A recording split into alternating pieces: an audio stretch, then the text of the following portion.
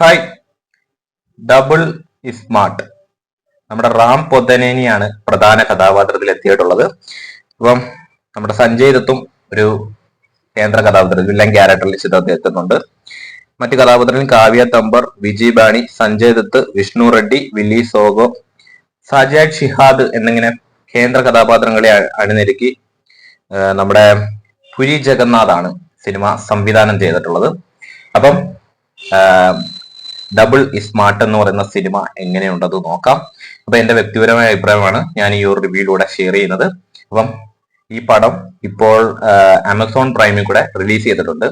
തമിഴ്, കന്നഡ, തെലുങ്ക്, ഹിന്ദി, മലയാളം അങ്ങനെ അന്നിങ്ങനെ ഒട്ടേറെ ഭാഷകളിൽ ഈ പടം റിലീസ് ചെയ്തിട്ടുണ്ട്. അപ്പം ഇപ്പോൾ നിങ്ങൾക്കും കാണാം. അപ്പം നമുക്ക് ഈ സിനിമ എങ്ങനെയുണ്ടെന്ന് നോക്കാം. അപ്പം സിനിമയിലേക്ക് വരുമ്പോൾ എടുത്തു പറയാം, ഇതൊരു തെലുങ്കു ചിത്രമാണ്. തെലുങ്കു ചിത്രത്തിൽ നിങ്ങൾ പ്രതീക്ഷിക്കുന്ന പോലെ വലിയ സംഭവം, വലിയ സാധനം ഒന്നും പറഞ്ഞ് ഈ ഡബിൾ സ്മാർട്ട് കാണരുത്. ഇതിന് മുന്നത്തെ ചിത്രമായിരുന്ന സ്മാർട്ട് ശങ്കർ എന്ന് പറയുന്ന ചിത്രം നേരത്തെ നിങ്ങൾ കണ്ടായിരിക്കാം.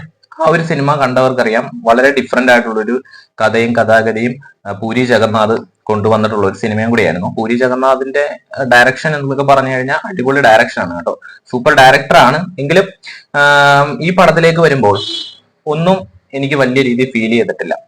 എടുത്തു പറയാം, റാം പൊതനേനിയുടെ ആക്ടിങ് പോലും വലിയ രസമായിട്ട് എനിക്ക് തോന്നിയിട്ടില്ല. സഞ്ജയ് ദത്ത് അത്യാവശ്യം കുഴപ്പമില്ലായിരുന്നു, അദ്ദേഹത്തിന് എത്തിയ ഡീസന്റ് ആയിട്ടുള്ള അദ്ദേഹത്തിന്റെ ക്യാരക്ടർ കൊണ്ടുപോയിട്ടുണ്ട്.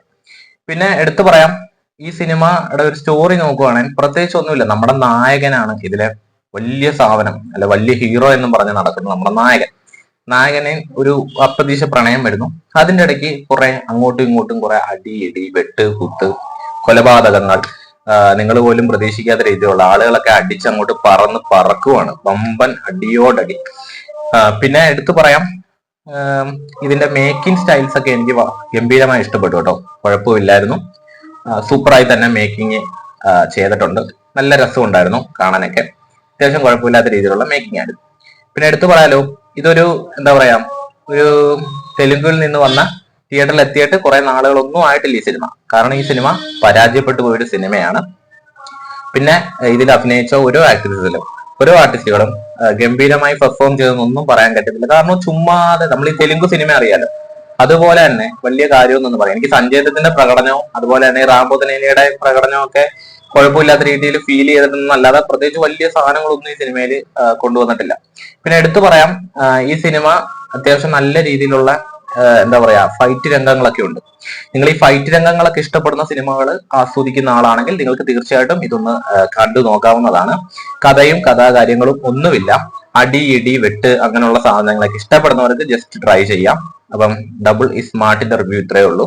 നിങ്ങൾ ഈ സിനിമ കാണാത്ത, ഞാൻ ഇതിന്റെ കഥാഗതി ഒന്നും പറയുന്ന പറഞ്ഞാൽ ഇതിന്റെ കഥാഗതി ഒന്നുമില്ല, ചുമ്മാ ഒന്നുമില്ല, സാധനം പറയാൻ പറ്റിയ സാധനം ഒന്നുമില്ല.